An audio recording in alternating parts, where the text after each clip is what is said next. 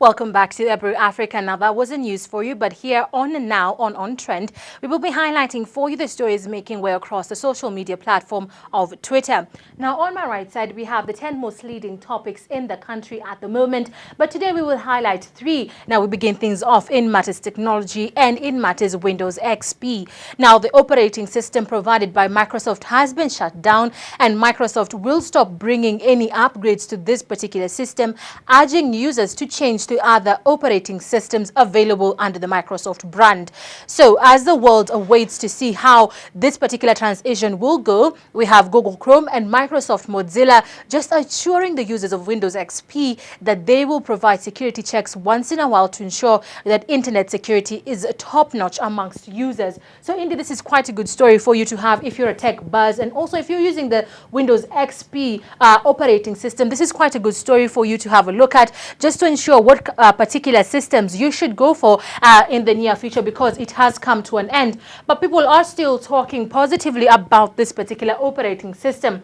We have here Jon Herons, who said Windows XP buried but terrifyingly undead. Now, that's to prove to you this particular point. We have one of the leading papers in the US say a tune of about 40 million users in Ohio, internet users in Ohio, use the Windows XP. So that is just one state in the US. So what about the whole particular globe we have? So the numbers are huge. So we're waiting to see how this particular transition of the Windows coming to an end will affect users across the world. But this is quite a good story. Over here, we also have why people are saying why Windows XP might have been Microsoft's best blueprint for a tablet. So here we have the tablet OS, so you can have a lot of in-depth analysis from Yahoo News and also the Amazon computers here, where they're giving you an in-depth analysis of exactly Windows XP and the operating system that will come to take over and replace the Windows XP operating system. So have a look at this particular story because it affects you and how you run your daily life. So moving from there, we move to the hashtag Uhuru, where we are having Uhuru currently is in Turkey signing bilateral trade, but yet as he is still there, we have a lot of stories coming in.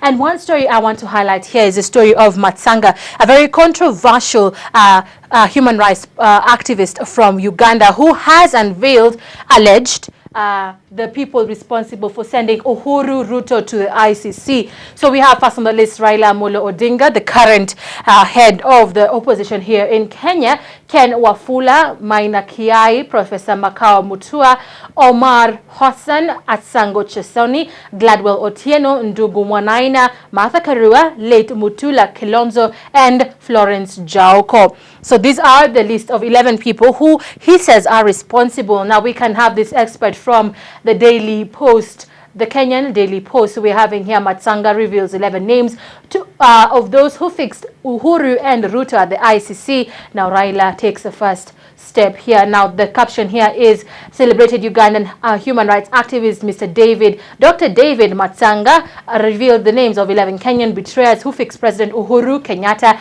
and his deputy William Ruto at the International Criminal Court. So these are just names that he alleges are perpetrators who, not perpetrators, but these are the people who helped spearhead the ICC case, of the Kenyan Deputy President and President Kenyatta, Uhuru Kenyatta. So indeed, you can have your say, you can have your thinking, you can discuss with people to see whether or not these particular persons are responsible. But indeed, what I can tell you now, those are just alleged names. We don't know, we cannot verify for a fact that indeed these people are responsible for this particular accusation. So moving from there, we move to matters Turkey. And in Turkey, the current general elections will take place in August, but preliminary elections are taking place just to vote for MPs, mayors, and so on and so forth. So indeed, before the August election, we are having the president and the premier, that is the premier Recep Tayyip Erdogan, and the president, that is Abdullahi Gül,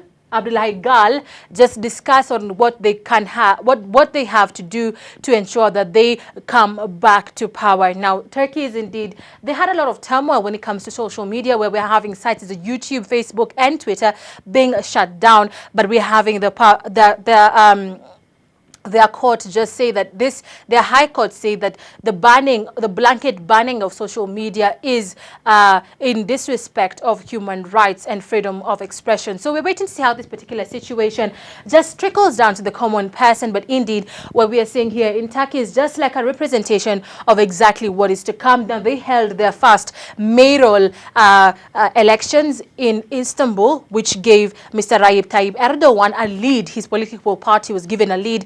So indeed, it is quite a good, it's quite a good backing for him. But yet, we will wait to see how this particular election unfolds. So it has been rocked by a lot of unrest in Turkey, with corruption being the top of the list. But we will wait and see how this particular meeting between Gal and Premier Erdogan, what it actually has to bear fruit. So indeed, we'll give you information as it comes. I'm Cherotich Kenei. This is On Trend. Bye-bye.